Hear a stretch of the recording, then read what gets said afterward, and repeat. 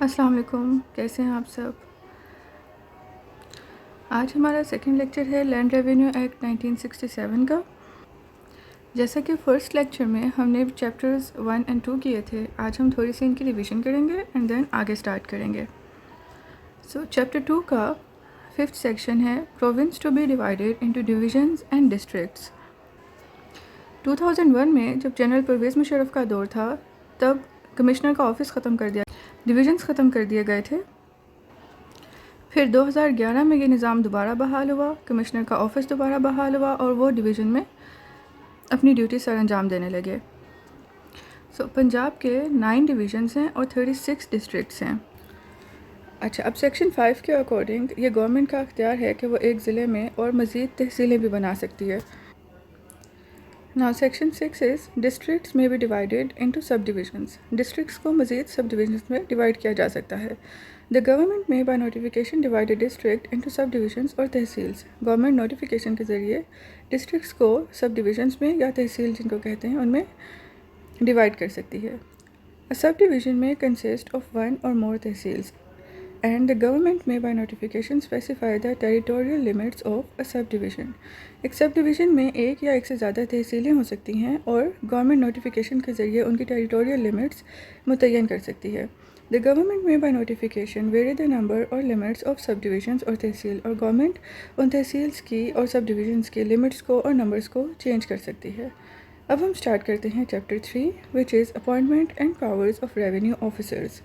So according to appointment Section 7 is classes of revenue officers. اس میں revenue officers کی hierarchy دی گئی ہے، جس میں سب سے پہلے ہے بورڈ آف ریونیو، اس کا ہیڈ آفس لاہور میں ہے۔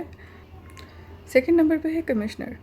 اب لاہور، ملتان، گجرانوالہ ہر جگہ پر اپنے کمشنر ہوتے ہیں۔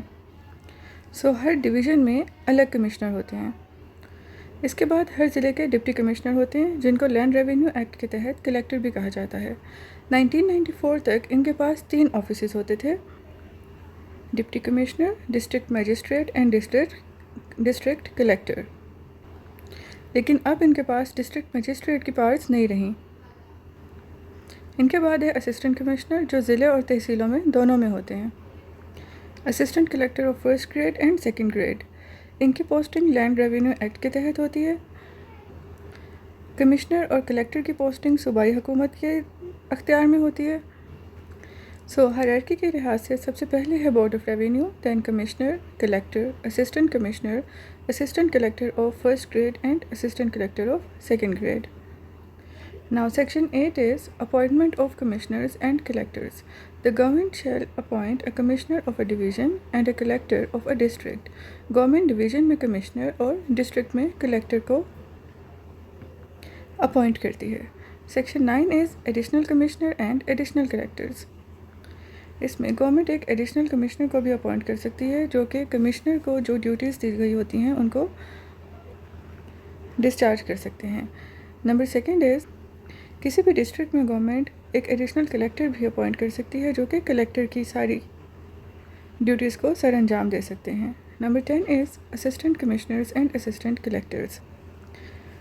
The government may appoint in a district as many assistant commissioners and assistant collectors of the first and second grade as it may deem expedient. Government ضرورت کے لحاظ سے ہر ڈسٹرکٹ میں جتنے چاہے اسسٹنٹ کمشنرز اور اسسٹنٹ کلیکٹرز کو appoint کر سکتی ہے۔ Number 2 is the government may place the revenue administration of a subdivision in the charge of an assistant commissioner and confer any of the powers of the collector on such officer under subsection 1 of the section 16. Point 2 کے مطابق government کسی بھی سب division کی revenue administration assistant commissioner کو دے سکتی ہے اور collector کی پاورز اس کو دے سکتی ہے۔ Number 3 is the government may confer any of the powers of the collector on an assistant collector of the first grade under subsection 1 of section 16. Government collector کی powers assistant collector کو بھی دے سکتی ہے جو کہ assistant collector of first grade ہوں گے۔ Number 4 is in case of any of the powers of a collector are conferred on an assistant commissioner or an assistant collector, he shall exercise such powers subject to the control of the collector of the district. اگر کسی بھی collector کی powers assistant commissioner یا assistant collector کو دی جائیں تو وہ اس collector کے زیر نگرانی ان پاورز کو ایکسرسائز کرے گا۔ نمبر 11 از تحصیلدارز۔ ٹیکس کی وصولی گورنمنٹ تحصیلدار کو سپرد کر دیتی ہے۔ Section 12 is certain appointments to be notified. The appointment of all officers under this chapter shall be by notification. اس چیپٹر کے تحت جو بھی اپوائنٹمنٹس ہوں گی وہ نوٹیفیکیشنز کے ذریعے ہوگی۔ کسی کو ترقی دینا، پروموشنز دینا، آفیسر سے کچھ اختیارات واپس لے لینا یا ان کو کچھ ایکسٹرا اختیارات دے دینا، یہ سب بورڈ آف ریونیو کے اختیار میں ہوتا ہے اور یہ نوٹیفیکیشنز کے تحت ہوتا ہے۔ اس کے بعد ہے administrative control. Number 13 is superintendence and control of revenue officers. Board of revenue جو بھی کرے گی وہ گورنمنٹ کے انڈر کرے گی اور باقی سب آفیسرز بورڈ آف ریونیو کے انڈر ہوں گے۔ اور بورڈ آف ریونیو کے کنٹرول کے مطابق commissioner shell control all other revenue officers in the division. Division میں جو بھی باقی ریونیو آفیسرز ہوں گے ان سب کو کمشنر کنٹرول کرے گا۔ Number 4 is subject to the general control of the Board of Revenue and the Commissioner. The collector of the district shall exercise control over the revenue officers in the district. So, according to Board of Revenue and Commissioner, جو collector ہیں وہ district میں باقی سب revenue officers کو control کریں گے۔ So this is the hierarchy. Number 14 is power to distribute business and withdraw and transfer cases. Point 1 is board of revenue کسی بھی آفیسر کو کوئی بھی پاور دے بھی سکتی ہے اور اس سے واپس بھی لے سکتی ہے، لیکن ایسی کوئی بھی پاور ایسے کسی بھی آفیسر کو نہیں دی جا سکتی جس کو پوری کرنے کا وہ مجاز نہ ہو۔ Number 15 is combination of offices. اس چیپٹر کے اکارڈنگ ایک آفیسر کو گورنمنٹ اگر چاہے تو ایک سے زیادہ 1 یا 2 آفیسز بھی دے سکتی ہے to discharge his duties. Then comes powers. 16. Conferment of powers of revenue officers.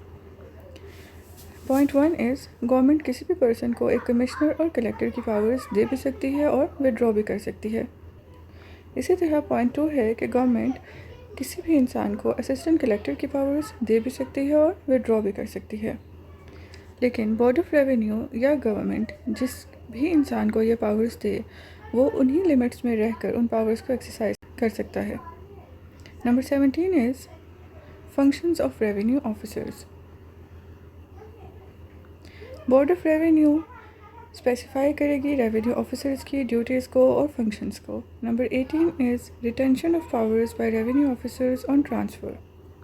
اگر کسی بھی ریونیو آفیسر کا ٹرانسفر ہوتا ہے کسی اور ایریا میں اسی کلاس میں یا ہائر کلاس میں تو وہ اپنی ڈیوٹیز کو ایز اٹ از سر انجام دیتے رہیں گے جب تک کہ ان کو گورنمنٹ یا بورڈ آف ریونیو چینج کرنے کی ہدایات نہ دے۔ فار ایگزامپل، اگر کسی تحصیل میں تحصیلدار کا ٹرانسفر ہو جائے اور وہاں پر کوئی نائب تحصیلدار بھی نہ ہو تو اس کے ساتھ والی تحصیل میں جو تحصیلدار ہوں گے ان کو اس تحصیل کا بھی چارج دے دیا جائے گا تاکہ وہ اس تحصیل کا اس وقت کے لیے رجسٹریشن وغیرہ کا کام سنبھال سکیں، تاکہ کوئی بھی ایڈمنسٹریٹو پرپز سے پرابلم کریٹ نہ ہو۔ یہاں تک ہمارا کمپلیٹ ہوتا ہے چیپٹر 3۔ اگر یہاں تک کوئی بھی کنفیوژن ہو تو آپ پوچھ سکتے ہیں۔ اللہ آپ کا حامی و ناصر ہو۔ اللہ حافظ۔